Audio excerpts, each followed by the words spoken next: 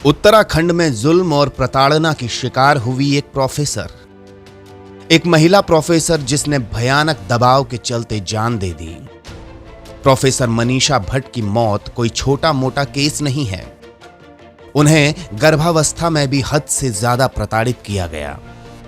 बेटी को जन्म दिया, लेकिन उस मासूम की भी मौत हो गई।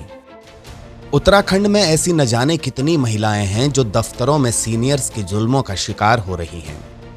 न जाने किस दबाव में रहकर वो महिलाएं अंदर ही अंदर घुटती हैं और दम तोड़ देती हैं।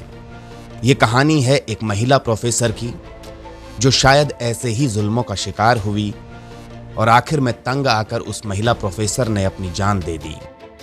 अपने पीछे वो हंसती खिलखिलाती बेटी मनस्वी को छोड़ गई। महिला प्रोफेसर ने इस भयानक दबाव के बीच एक और बेटी को जन्म दिया था, लेकिन उसकी मौत हो गई।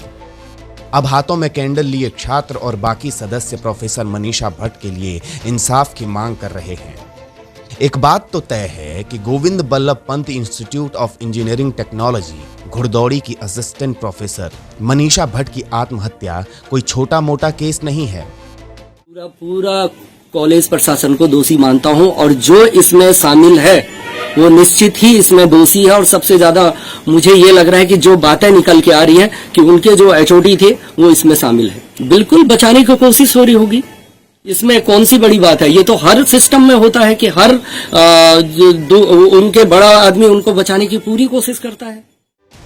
अब जो बातें सामने आ रही हैं वो हैरान कर देने वाली हैं। सबसे पहले आपको बताते हैं कि आखिर हुआ क्या है। जीबी पंत इंजीनियरिंग कॉलेज घुड़दौड़ी की असिस्टेंट प्रोफेसर मनीषा भट्ट ने अपनी जिंदगी खत्म करने के लिए आत्महत्या का रास्ता चुना। असली सच अभी आना बाकी था। उनकी मौत के बाद उनके पति ने इंजीनियरिंग कॉलेज के निदेशक और विभाग अध्यक्ष पर गंभीर आरोप लगाए। इसके बाद आनन फानन में कार्रवाई होती है और इंजीनियरिंग कॉलेज के निदेशक डॉक्टर वाई सिंह और विभाग अध्यक्ष ए.के. गौतम पर कार्रवाई होती है। दोनों को अल्मोड़ा और पिथौरागढ़ संबद्ध किया जाता है। शासन ने दोनों को प्रथम दृष्टया दोषी माना है। पति की तरफ से दी गई तहरीर में कई बातें लिखी गई हैं। अप्रैल 2019 में मनीषा भट्ट की स्थायी नियुक्ति के बाद उन्हें प्रताड़ित किया गया। सीनियर्स ने प्रमोशन की बात पर प्रोफेसर मनीषा भट्ट के साथ उत्पीड़न किया। गर्भावस्था के दौरान भी प्रोफेसर मनीषा भट्ट पर जुल्म ढाए गए।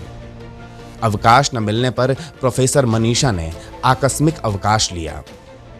बेटी को जन्म दिया, लेकिन उसकी भी मौत हो गई।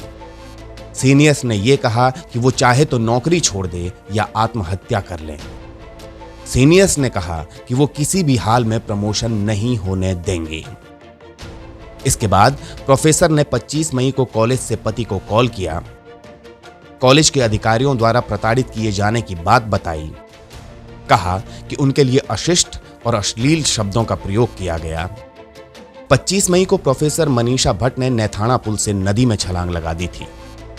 आनन फानन में उन्हें बेस अस्पताल श्रीकोट में भर्ती कराया गया था। बेस अस्पताल में प्रोफेसर मनीषा ने दम तोड़ दिया था। उनके पति श्री संदीप भट्ट द्वारा एक तहरीर दी गई कोतवाली में, जिसमें उनके द्वारा यह मेंशन किया गया कि जिस इंजीनियरिंग कॉलेज में वो पढ़ा रही थी, वहां के उच्च अधिकारियों द्वारा उनका उत्पीड़न किया जा रहा था, मानसिक उत्पीड़न किया जा रहा था, जिससे क्षुब्ध होकर उन्होंने ये कदम उठाया।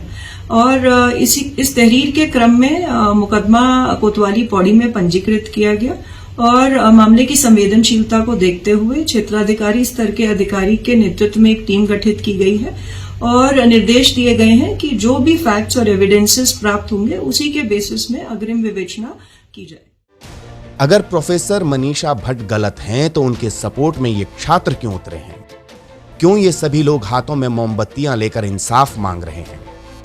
आखिर कुछ तो वजह होगी। सबसे बड़ा सवाल ये कि संस्थान के उच्चाधिकारियों ने प्रोफेसर मनीषा के साथ मानसिक उत्पीड़न की हदें पार कर ली थी। क्या सीनियर्स ने प्रोफेसर मनीषा को आत्महत्या के लिए उकसाया? क्या सीनियर्स ही मनीषा की मौत के जिम्मेदार हैं? अगर सीनियर्स जिम्मेदार हैं तो उन्हें सिर्फ कॉलेज से क्यों हटाया गया? बड़ी सजा आखिर कब मिलेगी?